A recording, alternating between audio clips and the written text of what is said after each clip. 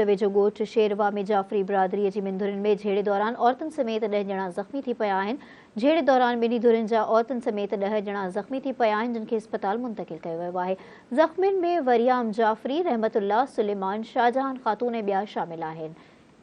एक भेरो ॿीहर नाज़रीन ख़बर अवां ताईं पहुचाईंदासीं। ठुल वेझो ॻोठ शेरवा में जाफ़री बिरादरी जी ॿिनि धुरियुनि में झेड़े दौरान औरतुनि समेत 10 ॼणा ज़ख़्मी थी विया आहिनि।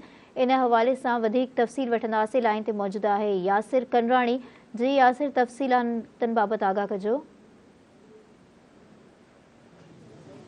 जिस तरह देहात के अंदर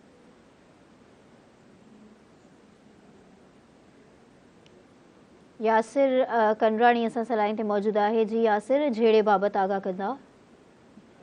जी बिल्कुल, ठुल जे बी सेक्शन थाने जी हद ॻोठ शेरवा में जेको जाफ़िर बिरादरी जे ज़मीन जे मामले तां झेड़ो थी पियो आहे। झेड़े जे नतीजे में 10 ॼणा ज़ख़्मी थी पिया आहिनि। ज़ख़्मियुनि में वरियाम जाफ़री, रहमतुल्लाह जाफ़री, मोहम्मद सलमान जाफ़री, शाहजहान जाफ़री ऐं मीर हसन मोहम्मद रज़वान जाफ़री शामिल आहिनि। जॾहिं त ज़ख़्मियुनि खे जेको आहे सो तिबी इमदाद लाइ जेको तहलका अस्पताल ठुल मुंतक़िल कयो वियो आहे, जिते हफ़ीज़ुल्लाह जाफ़री ऐं ख़ुशहाल ख़ान जाफ़री खे नाज़ुक हालत में लालकाना अस्पताल मुंतक़िल कयो वियो आहे। जॾहिं त पुलिस कार्रवाई कंदे ॿिन्ही धुरियुनि जा 5 जवाबदार जेके आहिनि उहे गिरफ़्तार कया आहिनि ऐं आख़िरी इत्तला ताईं वाक़े जो कोई केस दाख़िल न थी सघियो। जी यासिर, अवां जी वॾी महिरबानी तफ़सीलात ॾियण लाइ।